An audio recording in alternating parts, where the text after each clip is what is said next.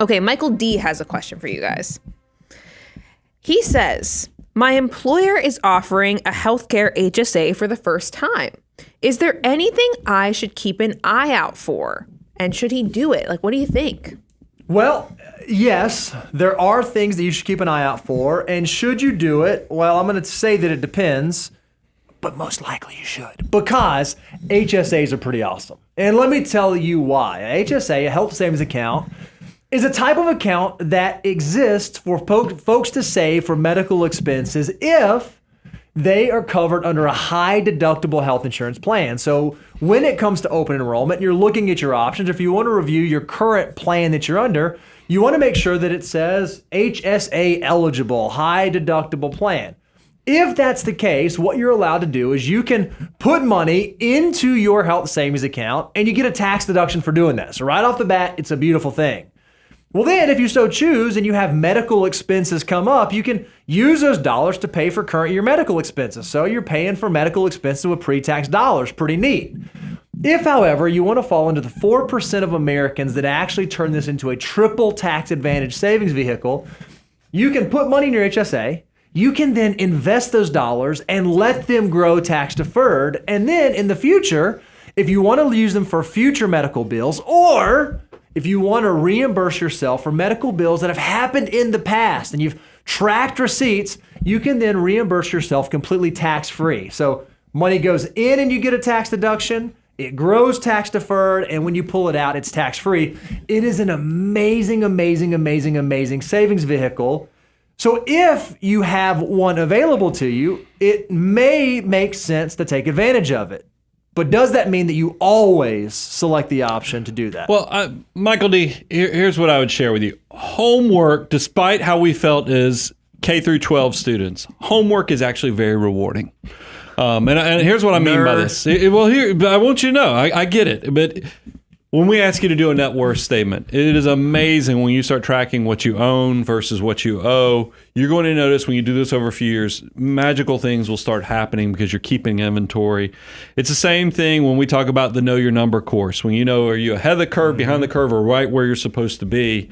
I mean, as soon as you know that stuff, magical things will start happening because even, I don't know if it's a subconscious thing, but that invisible hand of success starts working. Well, it's the same thing. I want you to take an active role with your insurance planning. I think a lot of people, when you get to open enrollment, they just go, I know that my insurance is good, so I'll just take this. Whereas HSA, oh man, it's gonna put more on me. I don't know if don't just do the brochure review. I want you to actually sit down, do the homework, and say, hey, what's going to happen this coming year? Are we doing family planning? Meaning, are we going to have a baby this year? Or maybe you get old like me. You know, once you reach 50, they tell you, go get a colonoscopy. And I'm like, I bet that's expensive. And sure enough, it's like $8,000 according to are you serious? The bill I got in the mail was, Wow. but not for me. Because I knew I'd take an active role in my life. So I was like, you know what? For something you don't I'm want. going to do the Cadillac insurance this year.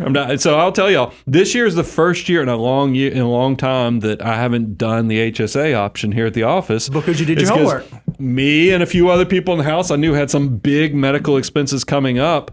I did my homework and I realized, hey, this is probably a good year to go ahead and load it all up, do all those corrective things, those things I know are going to be very expensive.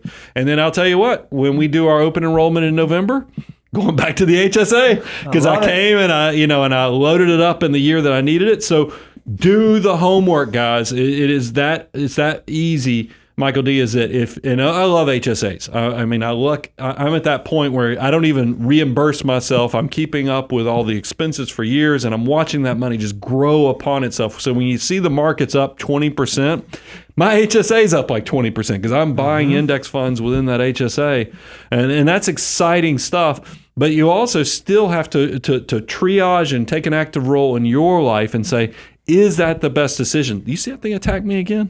This thing, we got to talk to this thing later. That's the second time in one show this microphone has attacked me.